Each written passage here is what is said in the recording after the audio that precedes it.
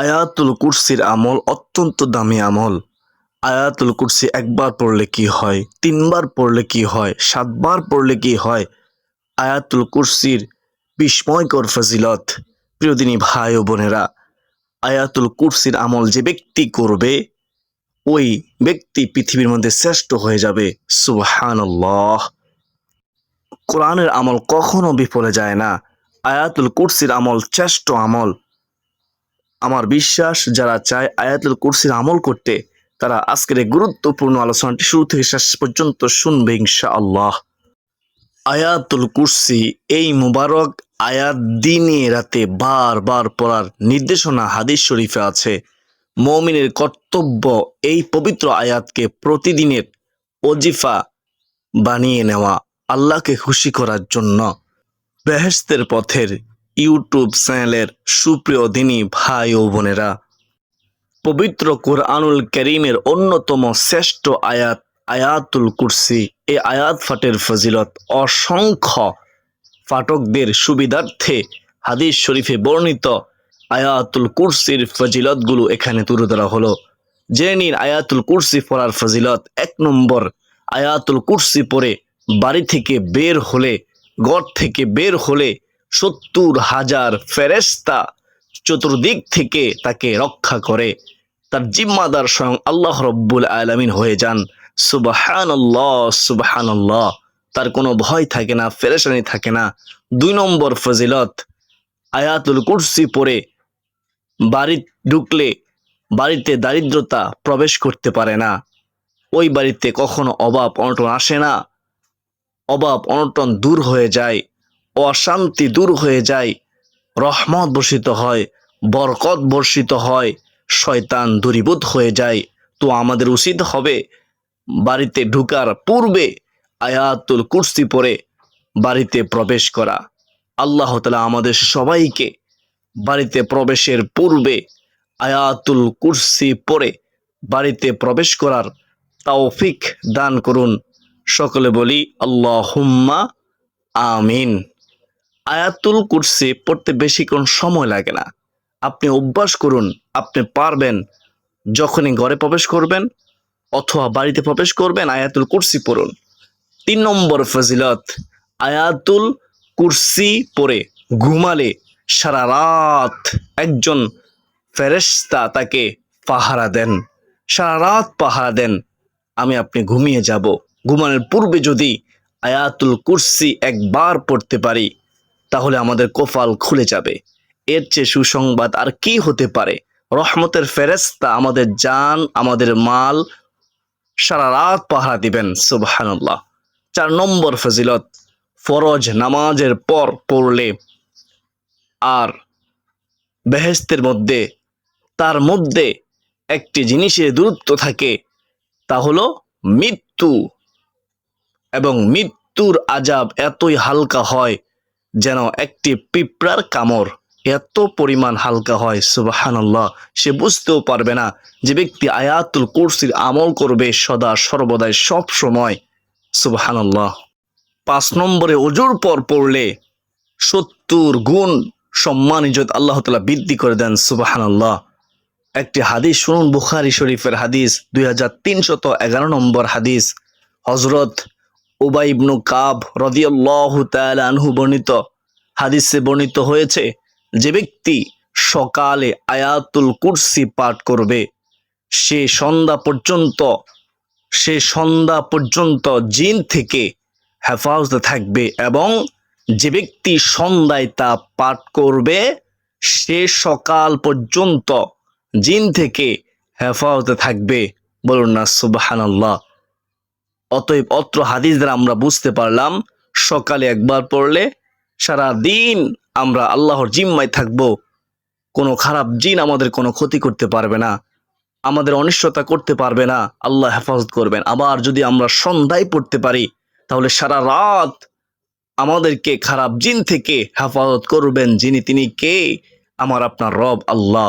আল্লাহ গো, তুমি আমাদেরকে আমলটি করার তৌফিক দাও।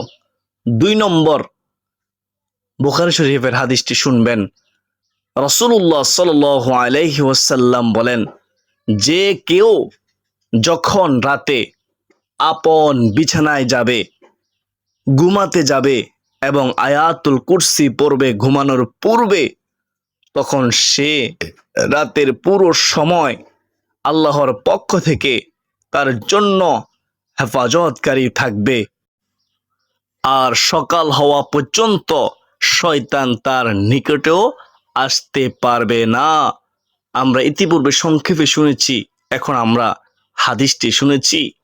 অতএব আমাদের প্রত্যেকের উচিত রাতে বিছানায় যাওয়ার পূর্বে আয়াতুল কুরসি পড়ে ঘুমানোর চেষ্টা করা। আল্লাহ তাআলা আমাদের সবাইকে ঘুমানোর পূর্বে আয়াতুল কুরসি আল্লাহকে সন্তুষ্টি করার জন্য মনোযোগ সহকারে একবার পাঠ করার তৌফিক দান করুন। সকলে বলি আল্লাহুম্মা আমিন। চলুন আমরা আয়াতুল কুরসি একবার শুনে নেই। দেখুন কতক্ষণ সময় লাগে পড়তে, বেশিক্ষণ সময় লাগবে না। প্রতি হরফের বিনিময়ে আপনার আমলনামায় আল্লাহ তাআলা 10টি করে নেকি দান করবেন। শুনুন এখন। বিসমিল্লাহির রহমানির রহিম।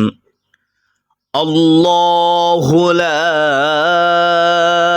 ইলাহা ইল্লা হুয়াল হাইয়ুল কাইয়্যুম লা তাখুযুহু সিনাতুন ওয়ালা নাওম লাহু মা ফিস সামাওয়াতি ওয়া মা ফিল আরদ মান জাল্লাযী ইয়াশফা'ু 'ইনদাহু ইল্লা বিইذনিহি ইয়া'লামু মা বাইনা আইদিহিম ওয়া মা খালফাহুম ولا يحيطون بشيء من علمه إلا بما شاء وسع كرسيه السماوات والأرض وسع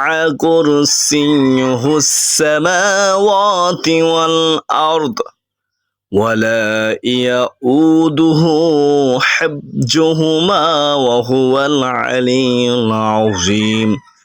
কুরআনের শ্রেষ্ঠ আয়াত। উবাই বিন কাব রাদিয়াল্লাহু তাআলা আনহু থেকে বর্ণিত হাদিসে রয়েছে, রাসূলুল্লাহ সাল্লাল্লাহু আলাইহি ওয়াসাল্লাম উবাই বিন কাব রাদিয়াল্লাহু তাআলা আনহুকে জিজ্ঞেস করেছিলেন, তোমার কাছে কুরআন মাজিদের কোন আয়াতটি সর্বমহান? তিনি বলেছিলেন আয়াতুল কুরসি।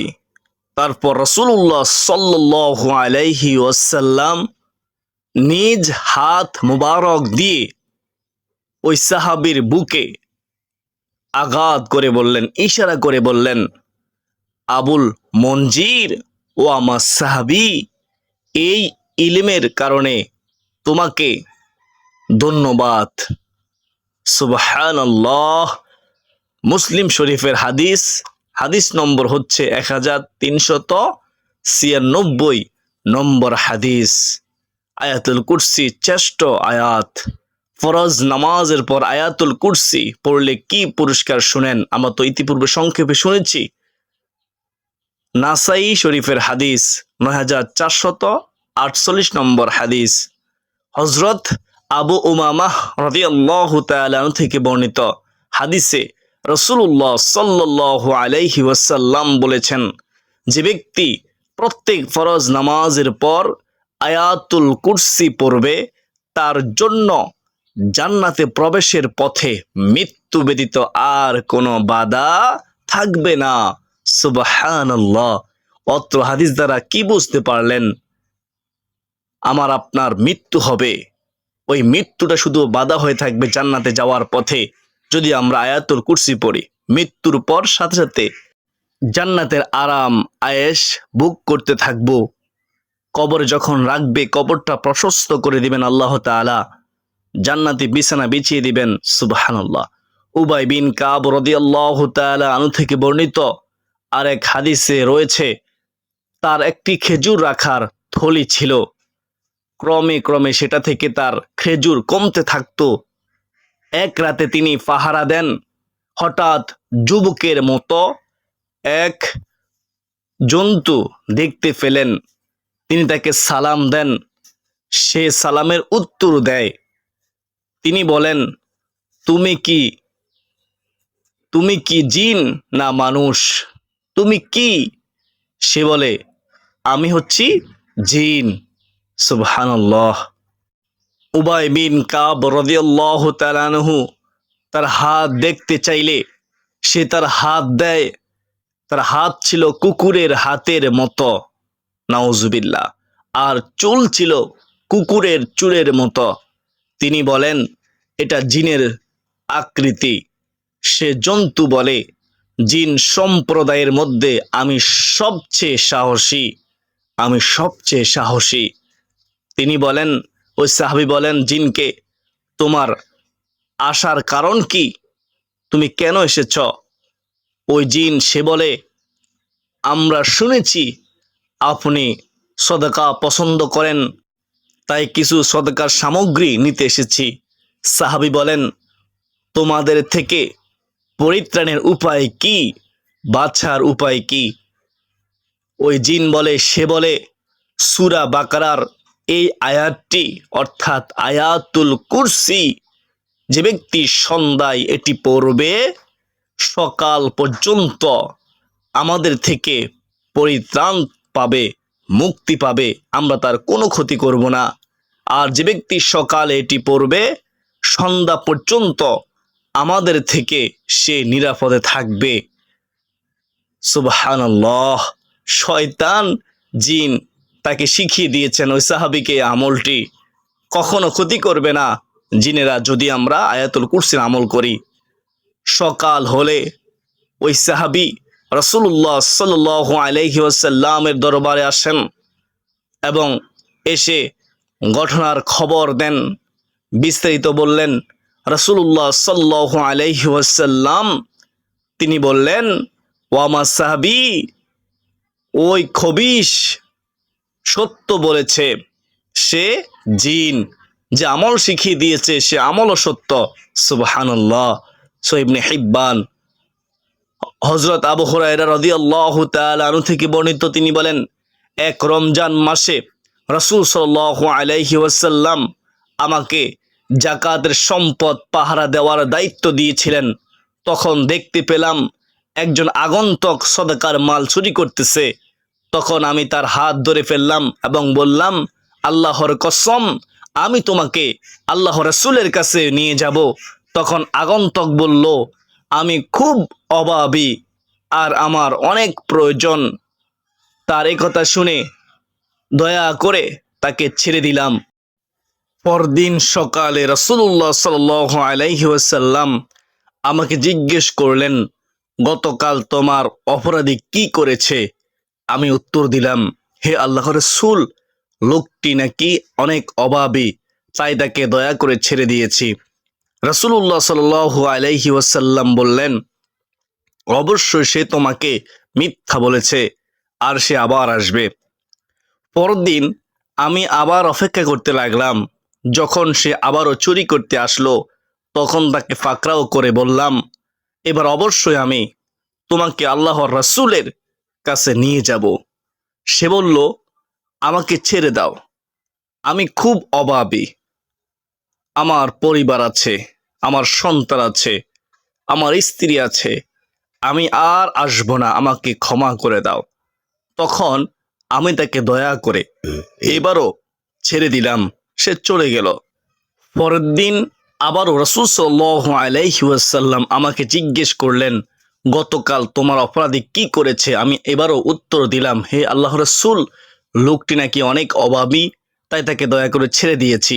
রাসূল সাল্লাল্লাহু আলাইহি ওয়াসাল্লাম এবারও বললেন, অবশ্যই সে তোমাকে মিথ্যা বলেছে আর সে আবার আসবে। তৃতীয় দিনেও আমি চোরের জন্য অপেক্ষা করতে লাগলাম। যখন সে আবারও চুরি করতে আসলো তখন আমি তাকে ফাকরাও করে জিজ্ঞেস করলাম, তাকে আমি প্রশ্ন করলাম, এবার অবশ্যই আমি তোমাকে আল্লাহ রাসূলের কাছে নিয়ে যাব। তখন বারবার প্রতিশ্রুতি করেও চুরি করতে এসে থাকো। তখন অবস্থা বেগতিক দেখে সে বলল, আমাকে ক্ষমা করে দাও। আমি তোমাকে এমন কিছু কথা জানাবো যার মাধ্যমে আল্লাহ তোমাকে কল্যাণ দান করবেন। আমি বললাম, সেগুলো কি? তখন সে বলল, ওই খবিশ ও জিন বলল, যখন ঘুমাতে যাবে তখন আয়াতুল কুরসি পড়ে তুমি ঘুমাবে।